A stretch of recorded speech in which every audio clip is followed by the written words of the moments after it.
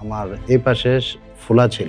আমাকে তখন আর ওই চাকরিটা হয় নাই। ফেশিয়াল অ্যাপিয়ারেন্সের প্রবলেমের জন্য উনি ভালো চাকরি পাচ্ছিলেন না।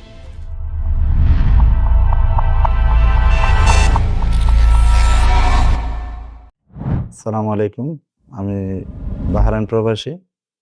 আমার গ্রামের বাড়ি কসবা, ডিস্ট্রিক্ট ব্রাহ্মণবাড়িয়া। আমি লেখাপড়া শেষ করে আমি প্রবাস জীবনে চলে যাই বাহরাইন। বাহিরে যাওয়ার আগেই আমার এই পাশে ফোলা ছিল।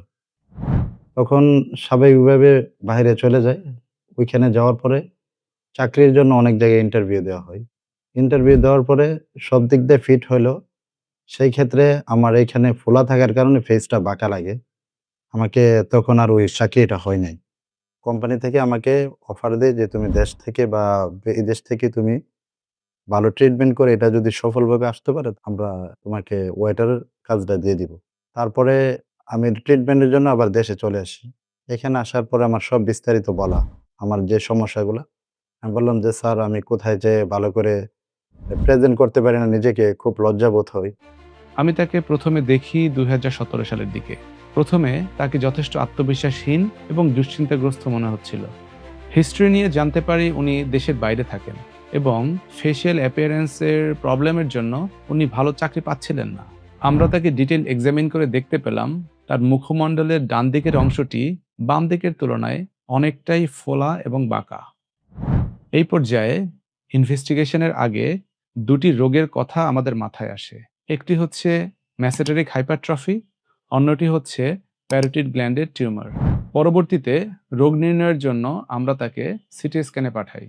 সিটি স্ক্যানে দেখা যায় তার মুখের ম্যাসেটার নামের মাসলটি ডান দিকে বাম দিকের তুলনায় অনেকটাই মোটা, আর নিচের চোয়ালের হাড়ও ডান দিকে বাম দিকের তুলনায় অনেকটাই লম্বা। সিটি স্ক্যানের এই লক্ষণগুলো নির্দেশ করে রোগটি ম্যাসেটারিক হাইপারট্রফি। এটি একটি রেয়ার ডিজিজ, যার ম্যানেজমেন্টও যথেষ্ট জটিল। তখন উনি বলছে যে, "ঠিক আছে।" আমার সবগুলা রিপোর্ট দেখে বলছে যে, "সমস্যা নেই। আমি তোমার যতটুক ভালো আমি অতটুক করব।" তখন স্যার আমাকে বলছে যে, "তুমি টেনশন করো না।"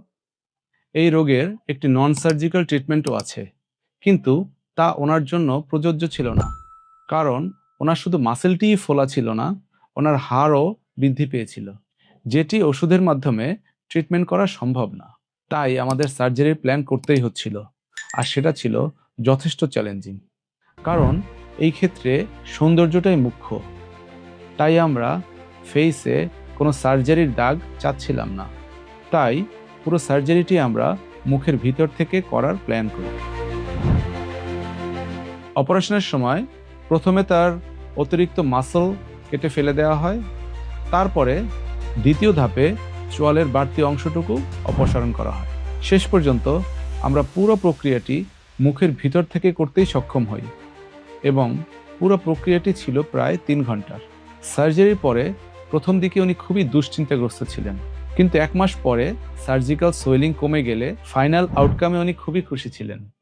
এখন মনে হয় না যে আমার কাছে ছিল। আমি স্বাভাবিক জীবনযাপন করতেছি। কোনো সমস্যাই এখন পর্যন্ত হয় নাই। ১ মাস পরে আমার বাহিরে চলে যাই।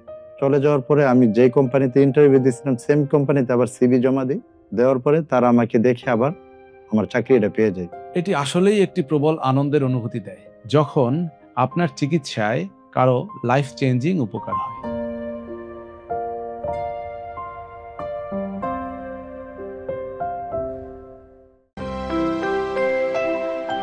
Nextend, the science of smile.